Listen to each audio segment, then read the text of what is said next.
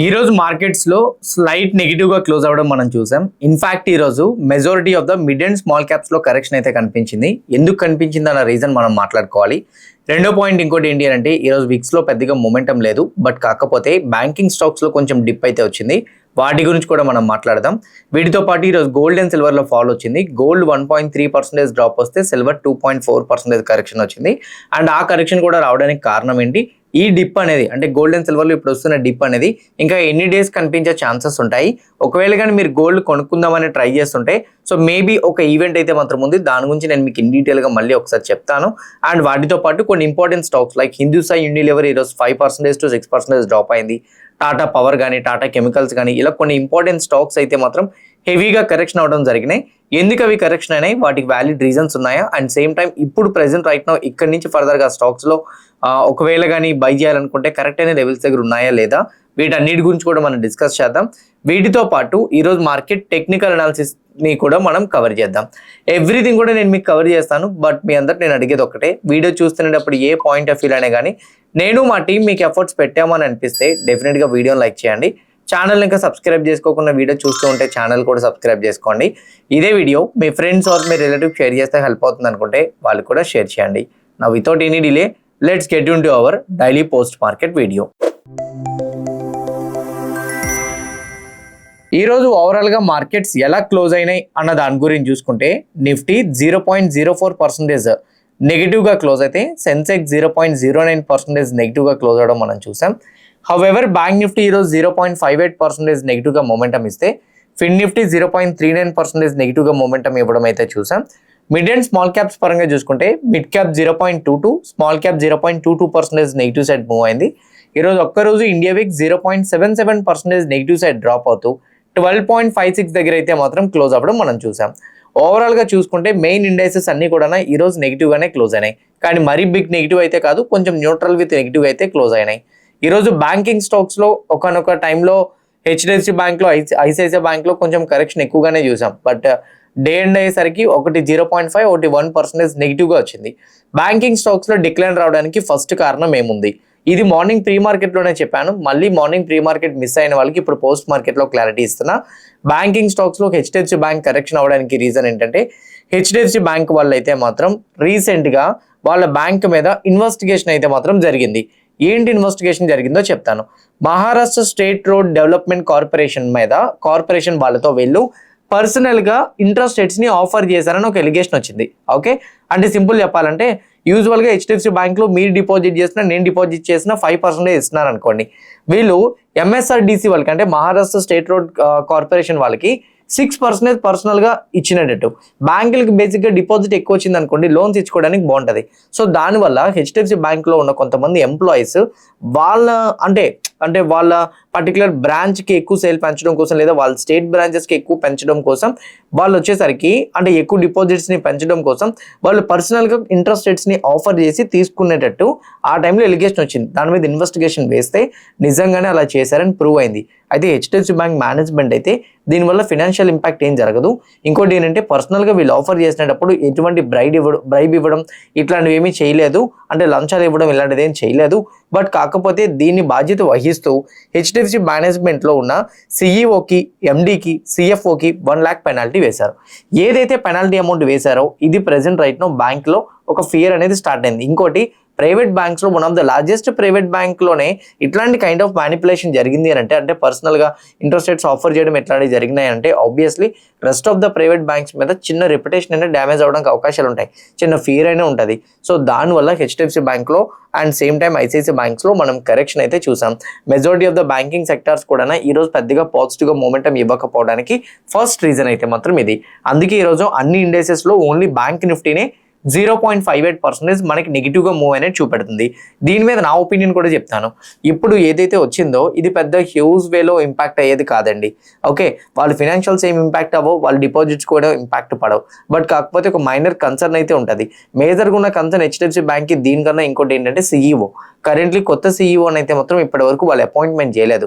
So దానివల్ల concern అయితే మాత్రం రైజ్ అవుతుంది. రీసెంట్గా వచ్చిన ఎర్నింగ్స్లో కూడా హెచ్డిఎఫ్సి బ్యాంక్ అనేది వీక్ నెంబర్స్ వచ్చినాయి అనేది మీకు తెలుసు.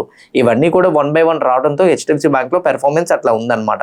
అదర్ బ్యాంకింగ్ స్టాక్స్ లో ఆబ్వియస్లీ చిన్న న్యూస్ వచ్చినప్పుడు షార్ట్ టర్మ్ లో వాటి మీద ఇంపాక్ట్ పడతాయి. రీసెంట్ గా వచ్చిన ఎర్నింగ్స్ లో ఎక్కడ కూడా ఐసిఐసిఐ బ్యాంక్ మేనేజ్మెంట్ లో నెగిటివ్ కామెంట్స్ ఇచ్చేటట్టు కానీ వాళ్ళ డిపాజిట్స్ లో కన్సర్న్ కనిపించినట్టు మనం చూడలేదు. సో దానివల్ల మనం ప్యానిక్ అవ్వాల్సిన అవసరం లేదు. వస్తున్న ఫాల్ అయితే మాత్రం జస్ట్ మైనర్ డిప్ మాత్రమే, ప్యానిక్ అయితే అవ్వద్దు. సో బ్యాంకింగ్ స్టాక్స్ మీద ఒక క్లారిటీ వచ్చిందని అనుకుంటున్నా. 2 ఐటీ కంపెనీస్లో ఈరోజు చాలా స్ట్రాంగ్ మూమెంటం మనం చూసాం. ఐటీ కంపెనీస్ మీద జెఫరీస్ వాళ్ళు ఈరోజు అంటే నిన్ననే ఇచ్చారు, బట్ నిన్న మన ఐటీ స్టాక్స్ రియాక్ట్ అవ్వడానికి ఫ్రైడే ఐటీ ఐడియాస్ కొంచెం పాజిటివ్గా మూవ్ అయినాయి. నిన్న ఇచ్చిన జెఫరీస్ వాళ్ళ రికమెండేషన్ ఏదైతే ఉందో ఈ రోజు మన ఐటీ స్టాక్స్ మీద అది ఇంపాక్ట్ క్రియేట్ చేస్తుంది. ఐటీ స్టాక్స్ మీద ఇంపాక్ట్ క్రియేట్ అవ్వడానికి మేజర్ రీజన్ జెఫరీస్ వాళ్ళు ఇచ్చిన పాజిటివ్ రేటింగ్ ని. వాళ్ళు ఏం చెప్పారు, ఇప్పటి వరకు ఉన్న ఐటీ అంటే ట్రెడిషనల్ ఐటీ సెక్టర్స్ లో వచ్చిన కరెక్షన్ ఏదైతే ఉందో అది ఇక్కడతో ది ఎండ్. ఓకే, ఇక్కడతో ఇది ఎండ్ అయింది. సో ఫర్దర్ గా వచ్చేసరికి ఆ ఐటీ స్టాక్స్ లో కరెక్షన్ అనేది రావడం కష్టం. ఏ రిలేటెడ్ గా సెమీ కండక్టర్ చిప్స్ రిలేటెడ్ గా వస్తున్న ఫాల్ ఏదైతే ఉందో అదైతే రైట్ నో బబుల్ బర్స్ట్ అయినట్టే.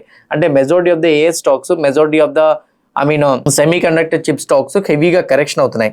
ఇన్ఫాక్ట్ ఒక ఇండెక్స్ ని నేను మీకు ఈరోజు చూపిస్తాను, తైవాన్ ఇండస్ట్రీ. మీరు ఇక్కడ చూస్తే అంటే Taiwan related stock exchange, same time Japan related stock exchange, Asian related stock exchange, south Korean market related stock exchange కూడా చూడండి. సౌత్ కొరియన్ మార్కెట్ 10.8% డ్రాప్ అయింది, జపాన్ మార్కెట్ 4% డ్రాప్ అయింది.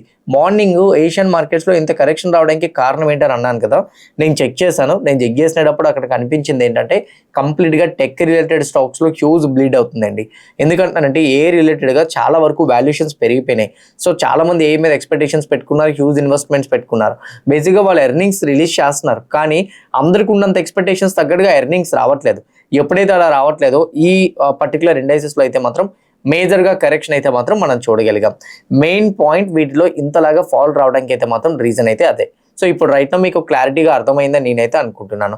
కరెంట్లీ ఏదైతే ఇప్పుడు రైట్ నో ఏషియన్ మార్కెట్స్ వీటన్నిటిలో follow వస్తుందో కారణం అదే.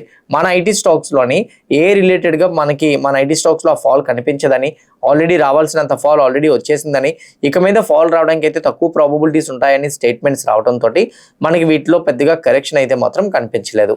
So this is an another point మనం మేజర్గా అయితే మాత్రం చూడడానికి. ఓకే, హోప్ ఐటీ స్టాక్స్ కూడా అప్ సైడ్ మూమెంటం ఎందుకు ఇచ్చినాయని మీకు అర్థమైంది అనుకుంటున్నా. మరి ఐటీ స్టాక్స్ ఇప్పుడు బై చేయొచ్చా అని అనొచ్చు. ఐటీ స్టాక్స్లో అయితే మాత్రం ఇప్పుడైతే మాత్రం బాగా లోయెస్ట్ లెవెల్స్లో ఉన్నాయి కాబట్టి కంప్లీట్ లోవర్ వాల్యుయేషన్లో ఉన్నట్టే. ఇక్కడ నుంచి ఫర్దర్గా మొమెంటం ఇవ్వడానికి ఛాన్సెస్ అయితే మాత్రం ఉన్నాయి. కానీ మీ కంప్లీట్ పోర్ట్ఫోలియోలో ఓన్లీ ఐటీ స్టాక్స్కి 50-60% ఎలొకేషన్ ఇవ్వడానికి ట్రై చేయొద్దు. తక్కువ ఎలొకేషన్తో అయితే మాత్రం ఐటీ స్టాక్స్ వెళ్ళడంలో ప్రాబ్లం అయితే మాత్రం లేదు.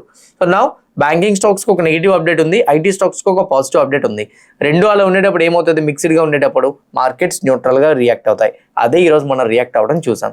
ఇంకోటి ఈరోజు నిఫ్టీ మంత్లీ ఎక్స్పైరీ అవ్వడం, సేమ్ టైం ఈరోజు నిఫ్టీ వీక్లీ ఎక్స్పైరీ అవ్వడం, ఎన్ఎస్సి యొక్క మంత్లీ ఎక్స్పైరీ కూడా ఈరోజే అవ్వడంతో కొంచెం వాల్టాలిటీ అయితే పెరిగింది. ఇది ఆల్రెడీ మార్నింగ్ మనం డిస్కస్ చేసుకున్నాం. మోస్ట్లీ ఈరోజు మంత్లీ ఎక్స్పైరీ కాబట్టి మొమెంటం ఉండదు, డే మొత్తం రేంజ్ బౌండ్లోనే ఉంటుందని యాజ్ పర్ మార్నింగ్ డిస్కషన్ ఈరోజు ఈవినింగ్ అనేది మార్కెట్ ఎండ్ అవ్వడం కూడా మనం చూడగలుగుతున్నాం. On the other side global market side నుంచి మనం చెక్ చేసుకుంటే ఈరోజు యూఎస్ మార్కెట్స్లో కానీ అంటే యూరోపియన్ మార్కెట్స్లో కానీ ఎక్కడ మొమెంటం అయితే మాత్రం ఉండేటట్టు కనిపించట్లే. ఇక్కడ చూడండి, డౌ జోన్స్ ఏమో 420 పాయింట్స్ పాజిటివ్, నాస్డాక్ ఏమో 220 పాయింట్స్ నెగిటివ్. యూరోపియన్ మార్కెట్స్ అయితే మాత్రం మిక్స్డ్లో ఉన్నాయి. ఓకే, మీ అందరికీ మార్నింగ్ నేను ఒకటి చెప్పాను గుర్తుందా, ఎన్విడియా, యాపిల్, మైక్రోసాఫ్ట్, ఇంటెల్ ఇలాంటి కంపెనీస్ ఎర్నింగ్స్ వీక్ ఉన్నాయని. సో దానివల్ల డౌ జోన్స్లో కొంచెం పాజిటివ్ మొమెంటం మనకి వస్తూ ఉండొచ్చు. బట్ కాకపోతే ఇప్పటికీ కూడా ఏ రిలేటెడ్ స్టాక్స్లో అయితే మాత్రం కరెక్షన్ కనపడుతుంది. ఓవరాల్గా అయితే మాత్రం మిక్స్డ్లో US markets, European markets trade అవుతున్నాయని మనం అనుకోవచ్చు. మార్కెట్స్కి ఫేవరబుల్గా ఏదైనా జరుగుతుందా అంటే ఎంటైర్ గ్లోబల్ మార్కెట్స్ ఫేవరబుల్గా ఏదైనా జరుగుతుందా అంటే ఈ క్రూడ్ ఆయిలే. బ్రెంట్ ఆయిల్ ఏమో 1.86% నెగిటివ్గా ట్రేడ్ అయితే క్రూడ్ ఆయిల్ వచ్చేసరికి 1.5% నెగిటివ్గా అయితే మాత్రం ట్రేడ్ అవుతుంది. క్రూడ్ ఆయిల్, బ్రెంట్ ఆయిల్ రెండు కూడా ఏదైతే డ్రాప్ అవుతుందో ఇది ఒక పక్క మనం పాజిటివ్గా అయితే మాత్రం తీసుకోవచ్చు. On the other side gold, silver పరంగా చూసుకుంటే గోల్డ్ ఏమో 1% నెగిటివ్ సైడ్ వచ్చింది, సిల్వర్ ఏమో 1.8% నెగిటివ్ సైడ్ అయితే వచ్చింది. గోల్డ్ అండ్ సిల్వర్ రెండు కూడా ఏదైతే నెగిటివ్గా వస్తుందో దానికి సెపరేట్ రీజన్ ఉంది, తర్వాత నేను మీకు ఎక్స్ప్లెయిన్ చేస్తా. నా వార్ రిలేటెడ్గా మాట్లాడుకుంటే వార్ రిలేటెడ్గా అయితే మాత్రం నిన్న ట్రంప్ అయితే మాత్రం ఒక స్టేట్మెంట్ చేశారు నిన్న మన మార్కెట్ క్లోజ్ అయిన తర్వాత. సో వాళ్ళకి ఉక్రెయిన్ వాళ్ళు ఒక ఇన్ఫర్మేషన్ పాస్ చేశారు. సో రష్యా వాళ్ళు అయితే మాత్రం సీక్రెట్గా ఇరాన్ వాళ్ళకి వెపన్స్ షేర్ చేస్తున్నారని. ఒకవేళ కానీ రష్యా కానీ అలాంటి వెపన్స్ షేర్ చేసినట్టుంటే మాత్రం మళ్ళీ హ్యూజ్ వేలో శాంక్షన్స్ విధిస్తారని అయితే మాత్రం చెప్పారు. బట్ ఇప్పటి వరకు కూడా దాని మీద సెకండ్ రౌండ్ ఆఫ్ స్టేట్మెంట్స్ రాలేదు. ఆ రోజు స్టేట్మెంట్స్ రావడమే, అంటే నిన్న స్టేట్మెంట్స్ రావడమే. మళ్ళీ దీనిపైన స్టేట్మెంట్స్ అయితే మాత్రం వీళ్ళు ఇవ్వలేదు. సో పెద్దగా ప్యానిక్ అవ్వాల్సిన అవసరం అయితే లేదు. ఇరాన్ వాళ్ళు ఒక స్టేట్మెంట్తో అయితే మాత్రం ఒక క్లారిటీ న్యూస్ అయితే ఇచ్చారు. యుఎస్తో మేమైతే నెగోషియేషన్స్ చేయాలనుకోవట్లేదు అండ్ వాళ్ళతో ఇన్వాల్వ్మెంట్ కూడా లేము. స్ట్రైట్ ఆఫ్ హార్మోజ్ అయితే మాత్రం క్లోజ్ అయ్యే ఉంటుందని చెప్పారు. కానీ అటాక్స్ అయితే మాత్రం వాళ్ళు చేసేంత వరకు మేమైతే తిరిగి అటాక్ చేయమని క్లారిటీగా ఇరాన్ కూడా స్టేట్మెంట్ ఇచ్చింది. స్ట్రైట్ ఆఫ్ హార్మోజ్ నుంచి లాస్ట్ 24 అవర్స్లో 7 షిప్స్ మాత్రమే రీబౌండ్ అయినట్టు కనపడుతున్నాయి. అంటే 2 షిప్స్ లోపలికి వెళ్ళి 5 షిప్స్ అయితే బయటకు వచ్చినట్టు మనకైతే మాత్రం ఇది తెలుస్తుంది. ఇది కూడా మనకి క్లారిటీగా అర్థమవుతుంది కూడా. On the other side Trump అయితే మాత్రం ఇరాన్ వాళ్ళకి ఒక వార్నింగ్ కూడా ఇచ్చారు. ఈ వార్నింగ్ ఏంటంటే డిప్లొమసీ టాక్స్ కానీ ముందుకు రాకపోతే మాత్రం మా మిలిటరీ యాక్షన్స్ మళ్ళీ మీరు చూస్తారని స్టేట్మెంట్ ఇచ్చారు. అయితే ఈ స్టేట్మెంట్ ఇచ్చి ఆల్రెడీ ఒక 12 అవర్స్ అవుతుంది. బట్ ఇప్పటికీ కూడా ఇరాన్ సైడ్ నుంచి అయితే మాత్రం ఎటువంటి రెస్పాన్స్ రాలేదు. దీనివల్ల మేబీ ఫియర్ అయితే మాత్రం ఉండొచ్చు. ఓకే, ఒకవేళ మళ్ళీ అటాక్స్ జరుగుతాయేమో అని. మేబీ కమింగ్ డేస్లో మళ్ళీ అటాక్స్ జరిగి క్రూడ్ ప్రైస్ కానీ స్పైక్ అయితే మాత్రం మార్కెట్స్ కొంచెం వాలటైల్గా రియాక్ట్ అవుతాయి. గుర్తుపెట్టుకోండి, క్రాష్ వేరు, వాలటైల్ వేరు. వాలటాలిటీ ఎప్పుడు ఉంటుంది అంటే జరిగిందే మళ్ళీ జరిగితే అది వాలటాలిటీలోకి వెళ్తుంది. కానీ జరిగిన దానికి ఇంకా డబల్ జరిగింది అనుకోండి, అప్పుడు మార్కెట్స్ క్రాష్ అవుతాయి. క్రాష్ అయ్యేంత విధంగా మార్కెట్స్లో రాకపోవచ్చు, కానీ వాలటైల్గా రియాక్ట్ అయ్యేంత విధంగా అయితే మాత్రం అటాక్స్ వచ్చినా మనం ఆశ్చర్యపోవాల్సిన అవసరం అయితే లేదు. So this is an another update. On the other side Red Sea దగ్గర అయితే మాత్రం హౌదీస్ వాళ్ళు ఇప్పటికీ కూడా అటాక్స్ అయితే మాత్రం చేస్తున్నారు. రెడ్ సీ దగ్గర ఇప్పటికీ కూడా షిప్స్ని బ్లాక్ చేసినట్టు అయితే మాత్రం కనపడుతుంది. ఏదైతే షిప్స్ని బ్లాక్ చేసినట్టు కనపడుతుందో ఇది ఇప్పటికీ కూడా సో కొంచెం కన్సర్న్ అయితే మాత్రం రైజ్ చేస్తుంది. క్రూడ్ మరీ క్రాష్ అవ్వట్లేదు. ఎందుకు అని అంటే కారణం ఇదే.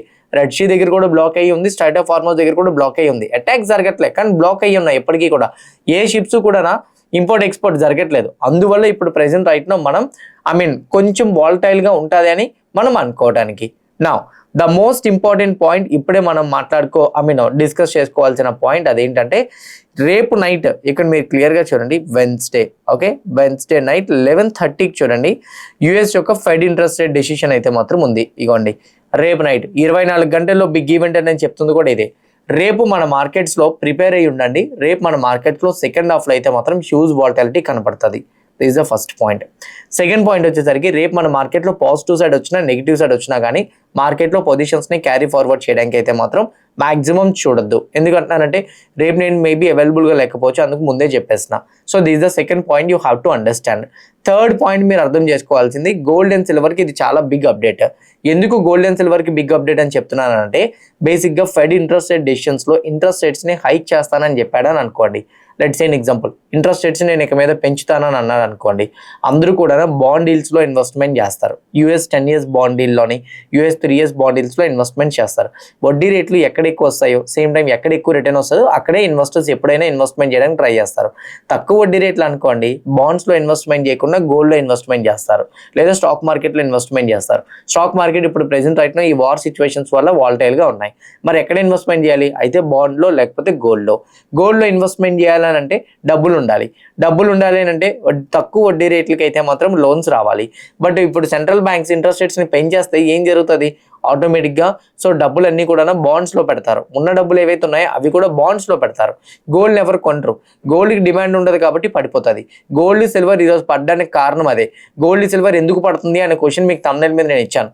కారణం ఏంటి? బికాస్ రేపు ఇంట్రెస్ట్ రేట్ డెసిషన్లోని ఎక్కడైనా కానీ మార్కెట్స్కి నెగిటివ్గా తీసుకుంటే, అంటే నేను వడ్డీ రేట్లు పెంచుతానని చెప్పినా, లేదా కమింగ్ మానిటరీ పాలసీస్లో నేను ఇంట్రెస్ట్ రేట్స్ని పెంచేస్తానని మాట్లాడినా కూడా, థర్డ్ పాయింట్ వచ్చేసరికి ఒకవేళ ఇంట్రెస్ట్ రేట్స్ రిలేటెడ్గా ఏదైనా కానీ సో కొంచెం అగ్రెసివ్ టోన్లో మాట్లాడినా కూడా, అండ్ వాటితో పాటు ఎకనామిక్ ప్రొజెక్షన్స్ ఎక్కడైనా నెగిటివ్గా ఇచ్చినా, అంటే నెక్స్ట్ ఇన్ఫ్లేషన్ పెరిగే ఛాన్సెస్ ఉన్నాయి, లేదా నెక్స్ట్ వచ్చేసరికి యూఎస్ ఎకానమీ రిలేటెడ్గా టార్గెట్ ఇది ఉంది, ఇది పెరగకపోవచ్చు, సేమ్ టైం వచ్చేసరికి జీడిపి ప్రొజెక్షన్స్ ఎలా ఉన్నాయని ఏవైనా కానీ ఇచ్చినా కూడా గోల్డ్ రిలేటెడ్గా బిగ్ క్రాష్ కనపడుతుంది.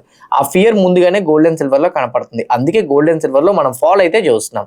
ఈ ఈవెంట్ రేపు నైట్ చాలా ఇంపార్టెంట్ కాబట్టి రేపు ఒక్క రోజు మాక్సిమం ఎఫ్&ఓ పొజిషన్స్కి కొంచెం అవాయిడ్ చేయండి క్యారీ చేయడం అనేది. ఇంట్రాడే ట్రేడింగ్లో కూడా స్టాప్ లాస్లు మెయింటైన్ చేయండి. డెఫినెట్గా మీకైతే మాత్రం హెల్ప్ అవుతుంది ఈ ఈవెంట్ని మీరు ఎస్కేప్ అయితే మాత్రం. అంటే ఈవెంట్ నుంచి మీరు పొజిషన్స్ని క్యారీ చేసే రిస్క్ని కానీ మీరు ఎస్కేప్ అవ్వగలిగితే డెఫినెట్గా మీకు అది హెల్ప్ అవుతుంది అనేది నా పర్సనల్ ఒపీనియన్. వీటితో పాటు ఇంకో పాయింట్ కూడా నేను మీకు చెప్పాలి. అదేంటి అని అంటే టెక్నికల్గా నిఫ్టీ గురించి మాట్లాడుకుంటే నౌ ఒకవేళ కానీ రేపు ఈవెంట్లో ఏం జరిగినా కూడా ఎల్లుండి మన మార్కెట్స్ రియాక్ట్ అవుతాయి. రేపు మన మార్కెట్స్లో ప్రాఫిట్ బుకింగ్ వస్తూ మనం అనుకున్న సపోర్ట్ లెవెల్ 23,800 బ్రేక్ అయినా కూడా ప్యానిక్ అవ్వద్దు. మేబీ రేపు నైట్ ఈవెంట్ పాజిటివ్ అయితే మాత్రం ఇమీడియట్గా రికవరీ అయిపోతుంది. ఇప్పుడున్న మార్కెట్ రిలేటెడ్గా చూస్తే టెక్నికల్గా అయితే 23,800 అబోవ్ ఉంది కాబట్టి మనం ప్యానిక్ అవ్వాల్సిన అవసరం అయితే లేదు. ఇంకోటి 23,800 అబోవ్ అలానే సస్టైన్ అవుతూ ఉంటే మాత్రం పాజిటివ్గా మూమెంటం ఇవ్వడానికి ప్రాబబిలిటీస్ కూడా ఉంటాయి అనేది నా ఒపీనియన్. సో ఇది మేజర్గా మీరు ఎక్స్పెక్ట్ చేయాల్సింది. సెన్సెక్స్ రిలేటెడ్గా కూడా 76,200 బ్రేక్ అవ్వలేదు. సో ప్యానిక్ అయితే మాత్రం అవ్వద్దు. When it comes to the bank Nifty కొంచెం HDFC bank, ICICI bank support చేయకపోవడంతో బ్యాంక్ నిఫ్టీలో కొంచెం డిప్ చూసాం. కానీ ఫామ్ అయ్యే క్యాండిల్ వీక్గానే ఉంది కాబట్టి పెద్దగా ప్యానిక్ అవ్వాల్సిన అవసరం లేదనేది నా opinion. When it comes to the fin నిఫ్టీకి ఇప్పటికీ కూడా మనం అనుకున్న రెసిస్టెన్స్ లెవెల్ బిలోనే ఉంది కాబట్టి ఈ రేంజ్లోనే కన్సాలిడేట్ అవ్వడానికి ప్రాబబిలిటీస్ ఉంటాయి. ఓవరాల్గా నా వ్యూ అయితే మాత్రం ఇండియా వీక్స్ పెద్దగా స్పైక్ అవ్వలేదు, mid and small caps react అవ్వలేదు. మార్కెట్లో కన్సాలిడేషన్ ఫేజ్ కంటిన్యూ అవుతుంది. ఫర్దర్గా పాజిటివ్ మూమెంటం రావాలంటే అది రేపు నైట్ ఫెడ్ ఈవెంట్ అయిన తర్వాతనే మనం ఆ పాజిటివ్ మూమెంటం చూస్తామని నేనైతే ఎక్స్పెక్ట్ చేస్తున్నా. When it comes to the bit coin, currently bit coin అయితే 0.5% నెగిటివ్లో అయితే మాత్రం ట్రేడ్ అవుతుంది. So still bit coin follow అవడానికి కారణం అయితే అదే. ఏంటి ఆ రీజన్? బిట్ కాయిన్ డిప్ అవడానికి అయితే మాత్రం మెయిన్ పాయింట్ వచ్చేసరికి యాజ్ ఆఫ్ నౌ మార్కెట్స్ రిలేటెడ్గా రేపున్న ఫెడ్ ఈవెంట్ ఏదైతే ఉందో దానివల్లనే బిట్ కాయిన్లో కూడా కరెక్షన్ అయితే వస్తుంది. When it comes to the gold రిలేటెడ్గా కూడా 4,100 బిలో స్లోగా మనకి డిప్ అవడానికి కారణం కూడా అదే. When it comes to the silver రిలేటెడ్గా కూడా 60 బిలో సిల్వర్ అయితే మాత్రం ఉంది. సో మోస్ట్లీ ఈ రేంజ్లోనే కన్సాలిడేట్ అవ్వడానికి ఛాన్సెస్ అయితే మాత్రం ఉన్నాయి. గోల్డ్, సిల్వర్, బిట్ కాయిన్లో మీరు యాక్టివ్గా ట్రేడ్ చేద్దాం అనుకుంటే కింద కామెంట్ బాక్స్లో నేను డెల్టా ఎక్స్చేంజ్ రిఫరల్ లింక్ ఇస్తున్నా. ఆ లింక్ క్లిక్ చేసి అకౌంట్ ఓపెన్ చేసుకున్న వాళ్ళకి మీకైతే మాత్రం బెనిఫిట్స్ వచ్చేసరికి 24/7 ట్రేడ్ చేయొచ్చు. లెవరేజ్ ఉంటుంది. సేమ్ టైం వచ్చేసరికి మీరు ఓకే లివరేజ్ చార్జెస్ కూడా ఉంటాయి. అండ్ ఇంకోటి ఏంటి అంటే వీటికి ఎక్స్పైరీ కూడా ఉండదు. ఇంకోటి యుఎస్ మార్కెట్స్లో కూడా మీరు ఇన్వెస్ట్మెంట్ చేయొచ్చు. ఇక్కడ చూడండి ఎస్కే హైనిక్స్ 12.5% డ్రాప్ అయింది. Marvell technology 8%, advanced micro devices స్కైఏ 20% క్రాష్ అయింది. ఎన్విడియా 7% క్రాష్ అయింది. టెస్లా 3%. ఇలా స్టాక్స్ పడినప్పుడు వీటిని డిప్ ఆపర్చునిటీగా తీసుకొని మీరు బై చేద్దాం అనుకుంటే ఈ ప్లాట్ఫామ్ మీకు ఉపయోగపడుతుంది. కింద కామెంట్ బాక్స్లో లింక్ ఇస్తున్నా. ఆ లింక్ క్లిక్ చేసి అకౌంట్ అయితే ఓపెన్ చేసుకోండి. హోప్ క్లియర్ కట్గా నేను ఎక్స్ప్లెయిన్ చేసిన ఈ పాయింట్ మీకు అర్థమైంది అనుకుంటున్నా. On the other side important stocks గురించి మాట్లాడుకుంటే ఈరోజు Cipla company 2.5% higher side momentum ఇవ్వడం అయితే మాత్రం మనం చూసాం. సిప్లా కంపెనీలో ఈరోజు అప్సైడ్ మూమెంటం ఇవ్వడానికి మోర్గన్ స్టాన్లీ వాళ్ళు ఈ కంపెనీ మీద పాజిటివ్ ఎక్స్ప్రెషన్స్ని షేర్ చేశారు. వాళ్ళు చెప్తున్న దాని ప్రకారంగా సిప్లాకి అయితే మాత్రం రీసెంట్గా జెనరిక్ అడ్వైర్ డిస్కస్ అనే డ్రగ్ ఉంది. దానికి యుఎస్ఎఫ్డి వాళ్ళు అప్రూవల్స్ ఇచ్చారు. ఈ అప్రూవల్స్ ఇవ్వడం వల్ల $908 మిలియన్ అయితే మాత్రం వీళ్ళకి మార్కెట్ వాల్యుయేషన్ పెరిగే ఛాన్సెస్ ఉంటుందని కూడా చెప్తున్నారు. అండ్ అంతేకాదు సిటీ వాళ్ళు కూడా రీసెంట్గా వచ్చిన యుఎస్ఎఫ్డిఏ అప్రూవల్ వల్ల సిప్లాకి రెవెన్యూ పెరగడానికి ఛాన్సెస్ ఎక్కువగా ఉంటాయని, యూఎస్లో వీళ్ళు మార్కెట్ షేర్ కంట్రిబ్యూషన్ కూడా పెంచుకోగలుగుతారనే స్టేట్మెంట్ ఇచ్చారు. అందువల్ల సిప్లా స్టాక్లో 2.5% హయ్యర్ సైడ్ మూమెంటం అయితే మాత్రం ఇవ్వడం మనం చూడగలిగాం. హౌఎవర్ బిఎల్ కంపెనీ పరంగా చూస్తే బిఎల్ ఈరోజు 4.4% నెగిటివ్ సైడ్ డిక్లైన్ అయింది. యాక్చువల్గా బిఎల్ కంపెనీ యొక్క ఎర్నింగ్స్ అయితే మాత్రం రిలీజ్ అయినాయి.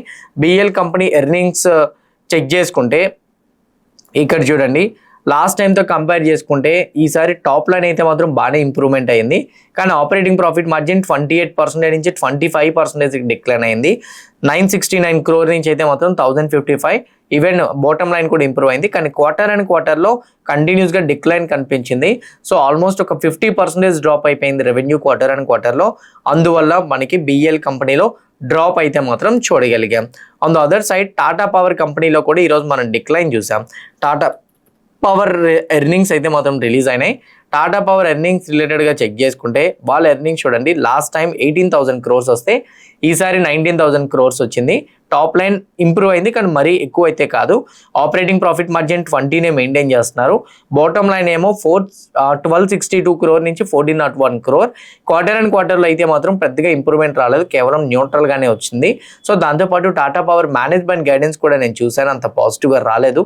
సో దానివల్ల టాటా పవర్ స్టాక్లో అయితే మాత్రం కొంచెం డిప్ అయితే చూడగలిగాం. కోల్ ఇండియా కంపెనీ కూడా ఈరోజు నిఫ్టీ 50 కరెక్షన్ అవడానికి వన్ ఆఫ్ ద రీజన్ కూడా కోల్ ఇండియా, హిందుస్థాన్ యూనిలివర్ లాంటి కంపెనీసే. బోర్డర్ కంపెనీస్ కూడా కొంచెం డిక్లైన్ అవడంతో నిఫ్టీలో ఐటీ స్టాక్ సపోర్ట్ చేసినా కూడా పెద్దగా మొమెంటం రాలేదు. ఈవెన్ కోల్ ఇండియా స్టాక్ లో కూడా ఈరోజు మనకి 4% వరకు ఫాల్ రావడానికి రీజన్ కోల్ ఇండియా కంపెనీ యొక్క ఎర్నింగ్స్ రిలీజ్ అయినాయి. ఎర్నింగ్స్ లో అయితే మాత్రం లాస్ట్ టైం తో కంపేర్ చేసుకుంటే ఈసారి టాప్ లైన్ ఇంప్రూవ్ అయింది, కానీ ఆపరేటింగ్ ప్రాఫిట్ మార్జిన్ 29 నుంచి 26% డిక్లైన్ అయింది. 8788 crore నుంచి అయితే మాత్రం 8850 crore, ఆల్మోస్ట్ న్యూట్రల్ గా ఎర్నింగ్స్ అయితే మాత్రం వచ్చినాయి. క్వార్టర్ అండ్ క్వార్టర్ లో కూడా డిక్లైన్ కనిపించింది. Year on year, quarter and quarter లో కూడా పెద్దగా ఇంప్రూవ్మెంట్ రాకపోవడంతో కోల్ ఇండియా స్టాక్ లో మనం డ్రాప్ అయితే మాత్రం చూడగలిగాం. టాటా కెమికల్ కంపెనీలో కూడా మనం 2.5% డ్రాప్ అయితే మాత్రం చూసాం. బికాజ్ ఆ కంపెనీ ఎర్నింగ్స్ కూడా రిలీజ్ అయినాయి. కరెంట్లీ కంపెనీ ఎర్నింగ్స్ లో కూడా ఎక్కడ పాజిటివ్ గా వచ్చినట్టు కనిపించట్లేదు. బికాజ్ లాస్ట్ టైం చూడండి 3719 అయితే 4255, ఇయర్ ఆన్ ఇయర్ లో టాప్ లైన్ బాగానే ఇంప్రూవ్మెంట్ అయింది, కానీ ఆపరేటింగ్ ప్రాఫిట్ మార్జిన్ 17 నుంచి 13% డిక్లైన్ అయింది. 316 crore నుంచి అయితే మాత్రం 60 crore కి డ్రాప్ అయింది.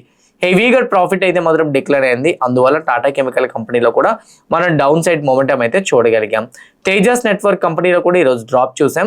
Majority of the Tata companies అన్ని కూడా ఈరోజు డ్రాప్ అయినాయి ఎక్సెప్ట్ టీసీఎస్. సో నెంబర్స్ పరంగా చూసుకుంటే Tejas network top line almost double అయింది. ఆపరేటింగ్ ప్రాఫిట్ మార్జిన్ -67% నుంచి -25, కానీ బాటమ్ లైన్ 194 crore లాస్ నుంచి 202 crore లాస్ పోస్ట్ చేశారు. స్టిల్ ఇప్పటికీ కూడా కంపెనీ లాసెస్ పోస్ట్ చేయడంతో ఈరోజు ఈ స్టాక్ లో మనం డిక్లేర్ అయితే చూడగలిగాం. ఇండస్ టవర్ కంపెనీలో కూడా 1.5% డ్రాప్ అయితే మాత్రం మనం చూసాం. హౌవెవర్ ఇండస్ టవర్ నెంబర్స్ కూడా రిలీజ్ అయినాయి. ఇండస్ టవర్స్ నెంబర్స్ పరంగా చెక్ చేసుకుంటే లాస్ట్ టైం టాప్ లైన్ చూడండి 8058 crore నుంచి 8431, ఆపరేటింగ్ ప్రాఫిట్ మార్జిన్ 54 నుంచి 53% డ్రాప్ అయింది. 1737 crore నుంచి 1746 crore కి అయితే మాత్రం నెంబర్ అయితే మాత్రం వచ్చింది. క్వార్టర్ అండ్ క్వార్టర్ లో కూడా పెద్ద ఇంప్రూవ్మెంట్ లేదు, ఇయర్ ఆన్ ఇయర్ లో ఇంప్రూవ్మెంట్ లేదు. మేనేజ్మెంట్ గైడెన్స్ కూడా అంత పాజిటివ్ గా లేకపోవడంతో ఇండస్ టవర్స్ కంపెనీలో కూడా మనం నెగిటివ్ సైడ్ డిక్లైన్ అవ్వడం అయితే మాత్రం చూడగలిగాం. హిందుస్థాన్ యూనిలివర్ స్టాక్ ఈ రోజు నిఫ్టీని మేజర్ గా డ్రాక్ చేయడం కూడా ఇది కూడా ఒక రీజనే. Hindustan Unilever stock almost 6% drop అయింది. ఈవెన్ మేనేజ్మెంట్ రిజల్ట్స్ తర్వాత ప్రెజెంట్ రైట్ నా ఆయిల్ ప్రైజెస్ కూడా పెరిగిపోవడం, కొంచెం ప్రెజర్ అయితే మాత్రం పెరిగింది అని చెప్పేసి కూడా చెప్తున్నారు. ఫ్యూచర్ గైడెన్స్ లో కూడా అంత పాజిటివ్ గా వీళ్ళు గ్రోత్ నెంబర్స్ అయితే మాత్రం ఇవ్వలేదు. టాప్ లైన్ పరంగా చూసుకుంటే 15,757 crore నుంచి 17,341 crore వచ్చింది. ఆపరేటింగ్ ప్రాఫిట్ మార్జిన్ 23 మెయింటైన్ చేస్తున్నారు. లాస్ట్ 6 quarters నుంచి అలానే ఉన్నాయి.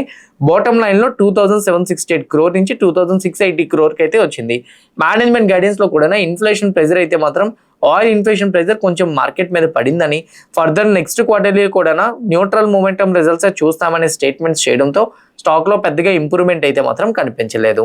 When it comes to Varun beverages, ఈ కంపెనీలో కూడా అప్రాక్సిమేట్లీ 6% డ్రాప్ అయితే మాత్రం మనం చూసాం. వరుణ్ బెవరేజెస్ నెంబర్స్ పరంగా చెక్ చేసుకుంటే లాస్ట్ టైం నెంబర్స్ తో కంపేర్ చేసుకుంటే ఇక్కడ చూడండి 7,017 crore నుంచి 8,451 crore టాప్ లైన్ ఇంప్రూవ్ అయింది. ఆపరేటింగ్ ప్రాఫిట్ మార్జిన్ ఏమో 28% మెయింటైన్ చేస్తున్నారు. 1325 crore నుంచి 1525 crore బాటమ్ లైన్ కూడా ఇంప్రూవ్ అయింది. కానీ సీజనల్ పరంగా చూసుకుంటే నెక్స్ట్ క్వార్టర్లీ నెంబర్స్ అంత పాజిటివ్ గా రావని ముందుగానే మార్కెట్ నుంచి వీళ్ళు ఎక్స్పెక్ట్ చేస్తూ నెంబర్స్ అయితే మాత్రం చెప్పడం జరిగింది.